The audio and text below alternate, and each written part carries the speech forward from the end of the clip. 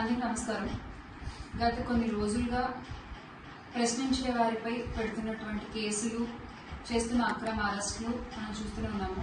ఈరోజు నేను కేవీఆర్ అన్న కుటుంబ సభ్యుల్ని కలవడానికి రావడం జరిగింది. ఆ రోజున మన అందరం కూడా చూసాము, జర్నలిస్ట్ అలాగే ఇన్ఫ్లుయెన్సర్ నిజాన్ని నిర్భయంగా మాట్లాడుతూ నిజాలను చెప్పేటువంటి ఒక విలువ కలిగిన జర్నలిస్ట్ అయిన కేవీఆర్ అన్నని ఎంత దారుణంగా అర్ధరాత్రి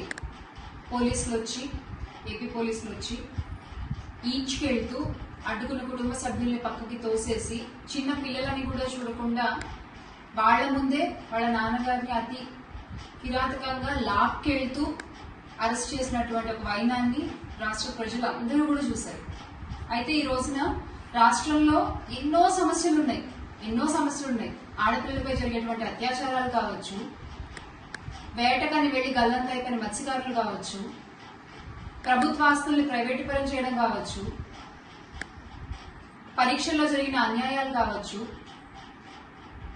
ఇలా రైతులకి జరుగుతున్నటువంటి అన్యాయాలు కావచ్చు,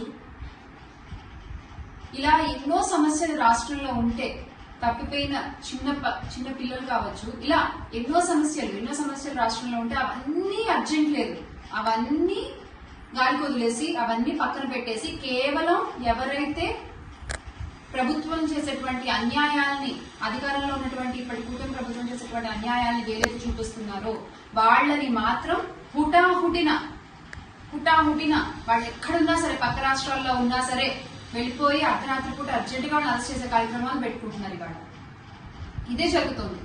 గత కొన్ని రోజులుగా ఎవరైతే నిజాలు మాట్లాడుతున్నారో, అది ప్రతిపక్షం వాళ్ళైనా, ఇన్ఫ్లుయెన్సర్స్ అయినా, జర్నలిస్టులు అయినా, నిజాలు మాట్లాడే వాళ్లపై దాడులు, అన్యాయంగా అక్రమంగా కేసులు, అరెస్టులు ఇది జరుగుతోంది.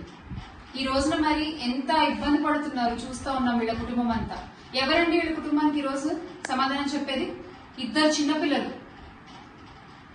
ఆ చిన్న పిల్లలు బయటకు వెళ్ళినప్పుడు మీ నాన్నగారు మీరు అరెస్ట్ చేశారంట కదా, ఆ పిల్లల్ని అడిగినప్పుడు ఆ పిల్లలు ఎదుర్కొన్నటువంటి ఆ మానసిక క్షోభకు ఎవరు సమాధానం చెప్తారు? మీరు చెప్తారా? అన్యాయంగా లాక్కెళ్ళిపోయారే, అన్యాయంగా అరెస్ట్ చేశారే, సరైన కారణం చెప్పకుండా, పైగా అక్క మీద కూడా కేసులు పెడుతున్నారు. ఏమని పెడుతున్నారు?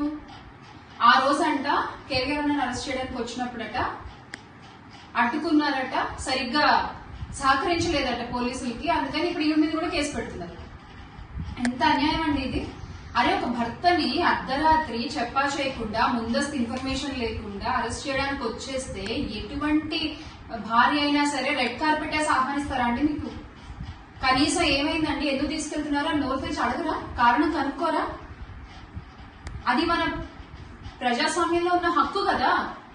ఎందుకు అరెస్ట్ చేస్తున్నారు, ఎక్కడికి తీసుకెళ్తున్నారు, ఏ కారణం మీద అరెస్ట్ చేస్తున్నారు అని నిజాలు మాట్లాడుకోవద్దు, తెలుసుకోవద్దా? మీ ఇష్టానికి మీరు పోలీసులు వచ్చేసి తీసుకెళ్లిపోతామంటే అలా అడిగినందుకు ఇప్పుడు ఈవిడ మీద కూడా కేసు పెట్టే ప్రయత్నాలు చేస్తున్నారు. ఒక్క మహిళ ఇవన్నీ ఎదుర్కొంటూ పోరాడుతూ ఉంది.